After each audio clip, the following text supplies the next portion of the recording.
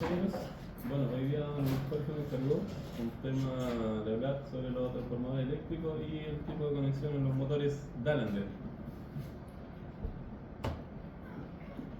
Vamos a comenzar primero que todo hablando sobre qué es un transformador. Bueno, nosotros en la aplicación que tenemos lo utilizamos para el tema de control y para balizas y sirenas, lo que es nuestra labor. Vamos a comenzar con la definición, que un transformador eléctrico es una máquina estática de corriente alterna. Esto quiere decir que en corriente continua no funciona, ya que la corriente continua funciona en forma lineal y necesita un campo variable para producir una inducción eléctrica en la otra bobina, que permite variar corriente y voltaje. O sea que la corriente y el voltaje van a ir en función de la cantidad de vueltas que tengamos en el bobinado primario y en el secundario, y la potencia se mantiene. Por eso en una baja la corriente o sube y el voltaje igual, pero siempre se mantiene la potencia. Como dicen, manteniendo la frecuencia y la potencia, o sea que no afecta la frecuencia y la potencia. En el caso de un transformador ideal, ¿se me entiende? Realmente en lo que es campo no tenemos un transformador ideal porque siempre hay pérdidas. Como dice, hay pérdidas en el devanado y en las láminas de hierro que forman el núcleo del transformador. Un transformador puede funcionar como elevador o reductor dependiendo de su aplicación. Si es elevador, en su salida aumentará el voltaje y disminuirá la corriente. Esto es para mantener la potencia. Y si es reductor, disminuirá el voltaje y aumentará la corriente. Componentes de un transformador eléctrico. Los transformadores están compuestos por diferentes elementos, entre los que destacan como principales el núcleo y los devanados. En la imagen del costado podemos ver el núcleo como está formado por las láminas de acero. En las uniones que tenemos acá, de las láminas, ahí igual se producen pérdidas.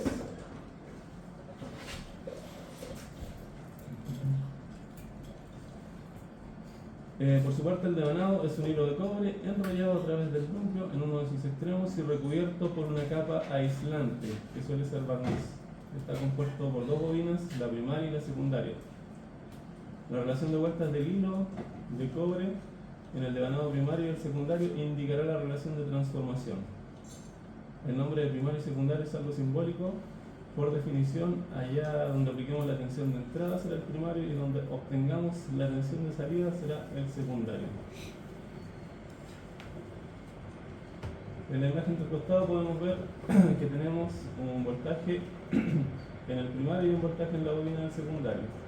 Y las líneas que se ven al interior son las líneas de campo magnético. En este caso, en el núcleo es donde se concentran y el núcleo ayuda a que las líneas vayan hacia la otra bobina. Y esto evita pérdidas de energía en ese sentido. Su principio de funcionamiento está basado en la inducción electromagnética. Y la inducción se produce debido a la corriente alterna, no a la corriente continua. Como les explicaba anteriormente, tiene que haber un campo variable para que se produzca una inducción eléctrica en la otra bobina. La corriente alterna que fluye por la bobina primaria crea un campo magnético que induce una corriente en la bobina secundaria. La relación de voltajes entre las bobinas se determina por la proporción de vueltas entre la bobina primaria y secundaria. Ahí podemos ver un transformador reductor. En el lado primario tenemos una entrada de voltaje de 240 y una corriente de 3 amperios. En el lado secundario, como es reductor, tenemos un voltaje de 120, o sea, disminuye el voltaje y aumenta la corriente al doble. Y abajo tenemos la multiplicación del voltaje de 240 por 3, que son 720 volt, y en la salida del secundario son 120 por 6, se mantienen los 720 volt. O sea,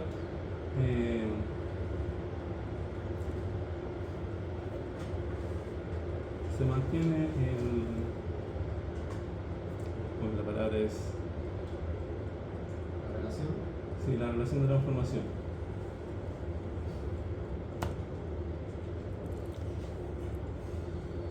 Ahora vamos por qué los transformadores utilizan la unidad de kilovolt-ampere.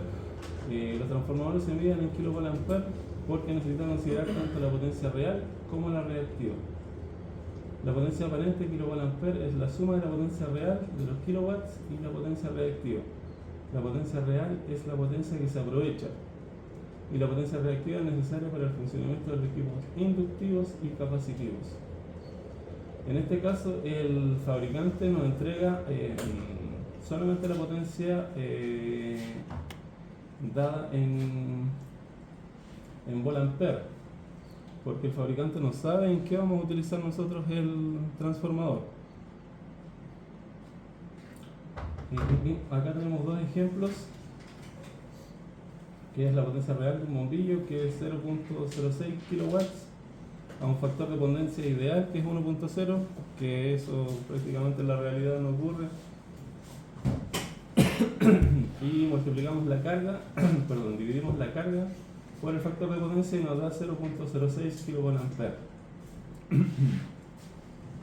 Y al lado tenemos otro ejemplo que es conectado a un motor, que la potencia real del motor son 60 kilowatts, dividido en el factor de potencia que nos indica la placa del motor, en este caso, que es 0.89.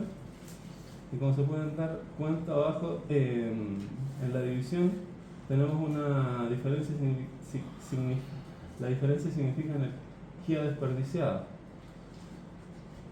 que es 67.4 kilowatts.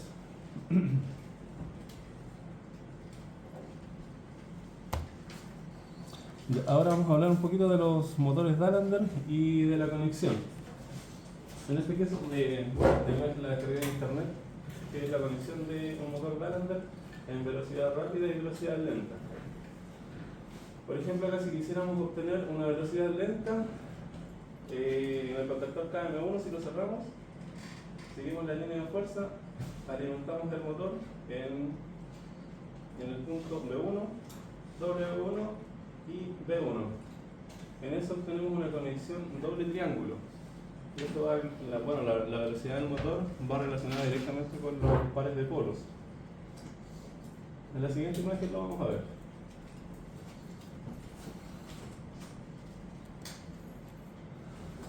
Acá, como se dan cuenta, la alimentación B1, U1 y W1 obtenemos 4 polos: norte-sur, norte-sur.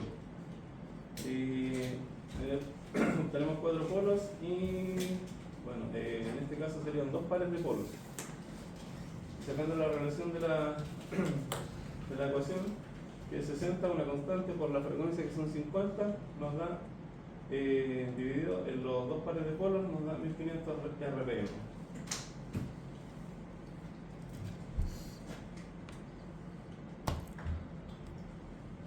Y para una velocidad rápida doble estrella, vamos a volver al comienzo.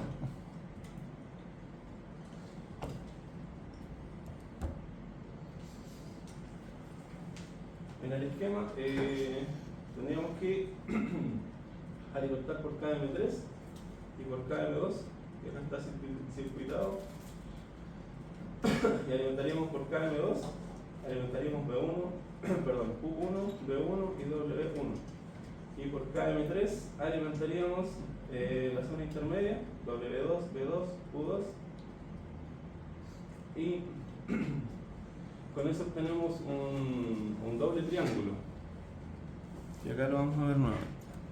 Doble estrella. Perdón, doble estrella. Gracias. Obtenemos la doble estrella, y con la doble estrella obtenemos 2 polos, obteniendo un par de polos. Y la relación de la nomenclatura, que sería 60 por la frecuencia, que son 50, más un par de polos, nos da 3000 revoluciones por minuto. Y esa es la relación. La relación de la velocidad de un motor va inversamente proporcional a la cantidad de polos. O sea, cuando los polos son bajos, la velocidad es alta, y cuando la velocidad es alta, la velocidad es baja, los polos son altos.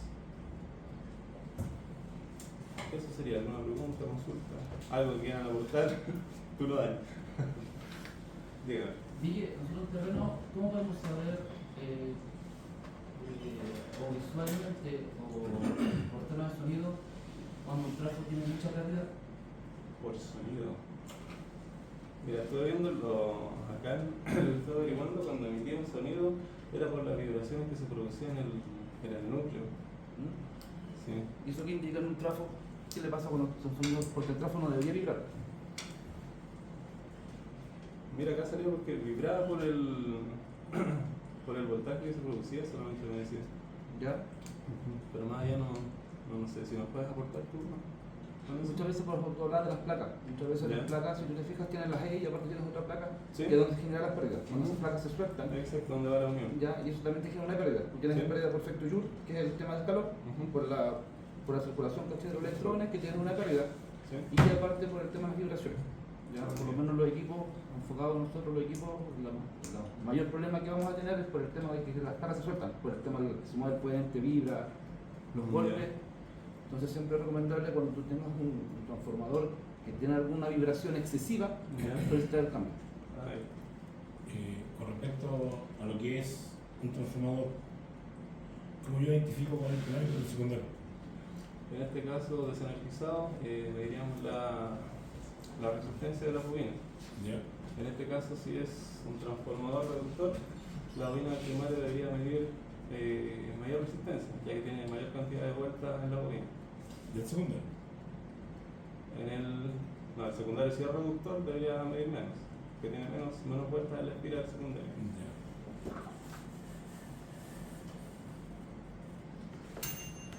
Normalmente, bueno, a ver, algo de los transformadores, bueno, ayer hablábamos con el Franco que le decía que existían otros transformadores de aislamiento y nosotros ocupamos transformadores reductores, ¿cierto? ¿Cuál es la nomenclatura que se ocupa para el primario y para el secundario en los puntos de conexión?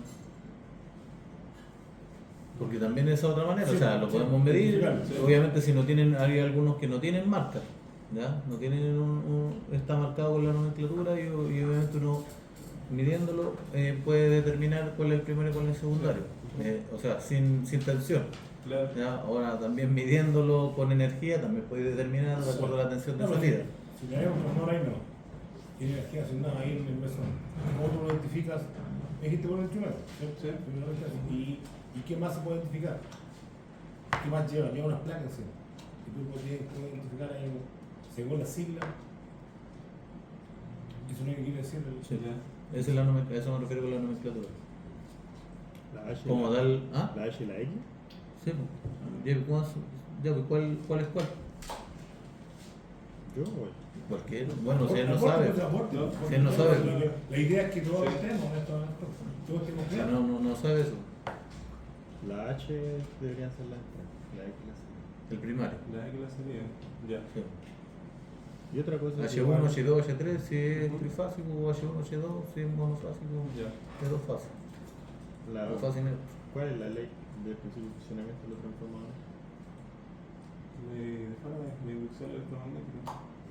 Quizás eso le faltó ahí, bueno. Ya. Sí, como decíamos, al conectar una corriente alterna no te produce un campo magnético. No te produce, pero tiene que ser un campo magnético variable. Sí. En cuanto a los motores, ¿cómo identifico cuando un motor en la velocidad rápida y velocidad lenta?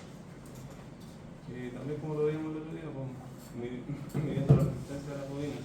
Ya. En este caso, velocidad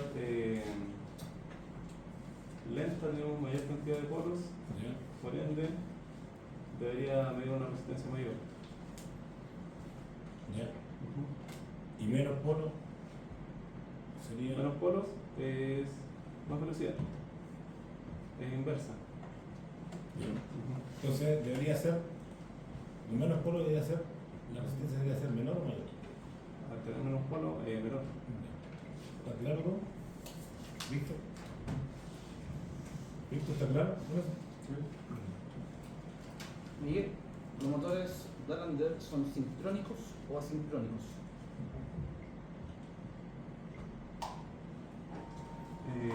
Para explicarte, los motores sincrónicos son los que funcionan a la par con el campo magnético. Sí. Y los asincrónicos son los que llevan un desfase Claro. integrado. Los motores de Lander No sé. asincrónicos.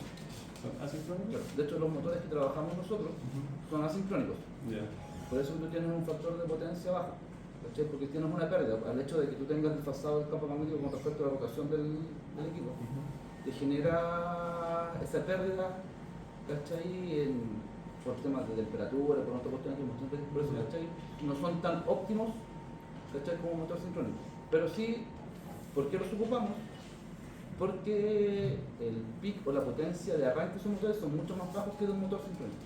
Ah, ya. De hecho, por eso te vas a fijar que los equipos, los puentes de grúa ocupan puros motores de ese tipo, ¿cachai? Para poder, a diferencia de los motores, ¿cachai? Por ejemplo, en conexión triángulo, porque la potencia de arranque es muy alta. Sí. Entonces, para ocupar motores de ese tipo, tendría que tener conductores muy grandes, cableados muy grandes, contactores sobredimensionados. Ya, y aparte que igual propulsador. Por eso se tendría que pagar. ocupan motores con Claro. conexiones estrella y asincrónicas. Ah, ya. ¿Y a dónde van los devanados? En el estator, Ah, ya. con el rotor. ¿Dónde va la bobina? Mira, debería ir en el estator, ¿Qué cosa? el devanado. Normalmente los Carlos Ardilla, Va el devanado. el combinado va En el estator. a diferencia de los motores de algunos antiguamente que eran de con rotor combinado, iban también a dar un cambio de velocidad, recuerdo la resistencia interna. Bueno, para que estemos claros, ¿cierto? El campo magnético totalmente se puede determinar varias cosas. Estuve leyendo algo de los maglev, que son los trenes ¿De alta velocidad? de limitación magnética, se ocupa puro magnetismo. Puro magnetismo. Entonces, acá en la universidad, hoy día estuve leyendo, había motores que se llaman motores lineales, que son nuevos nosotros, yo no lo diga. Lo leía y aparecen motores lineales hoy en día. Así que cada vez va cambiando más lo que es el sistema de transmisión, digamos, en este caso los motores lineales no rotan, tienen otro sistema de. Así que me dejo bien, así que me seguir leyendo esa verdad. Pero que todos se vayan metiendo, interiorizando de las nuevas tecnologías, que el día de mañana tengamos algo claro de las cosas. Además que llegue luego que se usan en la NASA, en el aeroespacial, cosas así. Tú, Miguel, ahí hablaste del factor de potencia en algún momento. ¿Qué es lo que es en específico? El factor de potencia indica el aprovechamiento de la energía, en este caso de los equipos. ¿Ya? La energía que podemos aprovechar. La energía que podemos aprovechar, ¿verdad? Ayuda, Miguel. Pero ¿por ¿Cuáles qué? son los tres tipos de potencia? Tenemos potencia activa, reactiva y la aparente. Ya. Y si tú si tú haces un dibujito ahí y nos explicáis más o menos qué es lo que se aprovecha. Por ejemplo, está la versión que siempre ocupa, la versión del vaso de cerveza. No sé si En te este la- caso, aprovecharíamos lo que es la cerveza y la potencia reactiva sería la espuma, que no se aprovecha en este caso.